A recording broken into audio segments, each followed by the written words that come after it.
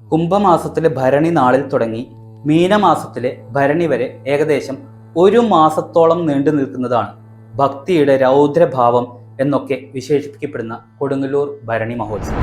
തിന്മയുടെ മേലുള്ള നന്മയുടെ വിജയത്തെ ആഘോഷിക്കുന്ന കൊടുങ്ങല്ലൂർ ഭരണി നാളിലെ പ്രാർത്ഥനകൾക്കും പൂജകൾക്കും ഒരുപാട് ഫലങ്ങൾ ലഭിക്കും എന്നതാണ് വിശ്വാസം. ഭരണി നാളില് ദേവിക്ക് ചികിത്സയുടെ ഭാഗമായി നേദിക്കുന്ന വരിയേരി പായസം, അതുപോലെ അശ്വതി നാളിൽ ദേവിക്ക് ചാർത്തുന്ന തൃച്ചന്ദനം എന്നിവ വളരെ ഔഷധ ഗുണമുള്ളതാണെന്നാണ് ഭക്തരുടെ.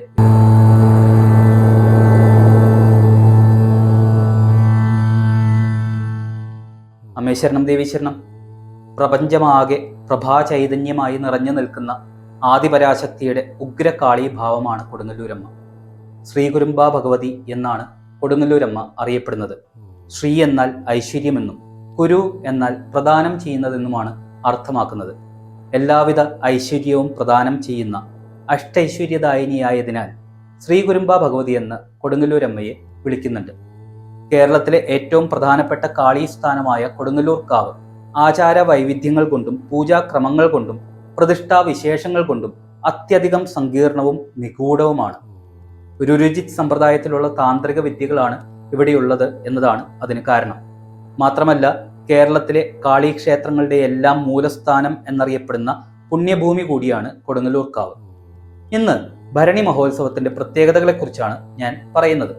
ക്ഷേത്രത്തിലെ പ്രധാന ഉത്സവങ്ങൾ എന്ന് പറയുന്നത് മീനഭരണിയും താലപ്പൊലിയുമാണ് എന്നുള്ളത് നിങ്ങൾക്ക് എല്ലാവർക്കും അറിയാവുന്നതാണ്.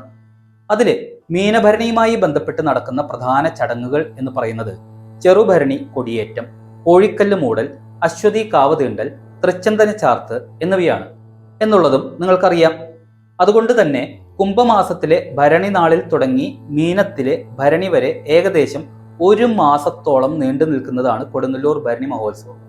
ഭക്തിയുടെ രൗദ്രഭാവം എന്നാണ് ഭരണി മഹോത്സവത്തെ വിശേഷിപ്പിക്കപ്പെടുന്നത്.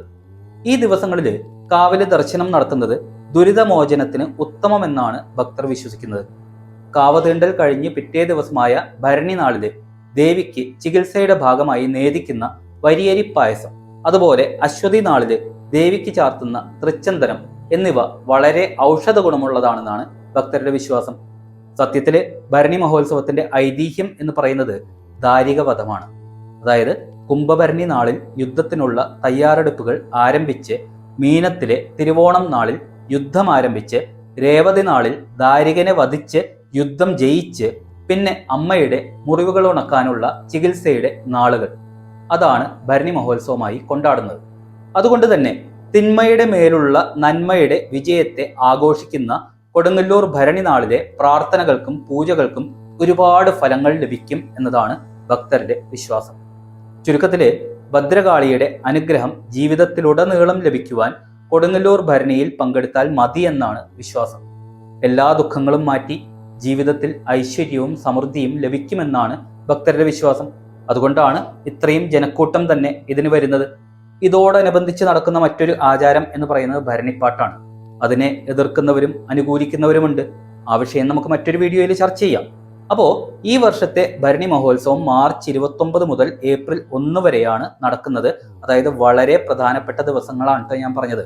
വ്യക്തമായിട്ടുള്ള ഡേറ്റുകൾ ഞാൻ കഴിഞ്ഞ വീഡിയോയിൽ പറഞ്ഞിരുന്നു. അപ്പോൾ ഓർത്തിരിക്കുക, ദേവിയുടെ അനുഗ്രഹത്തിന് പാത്രീഭൂതരാവുക. നന്ദി, നമസ്കാരം.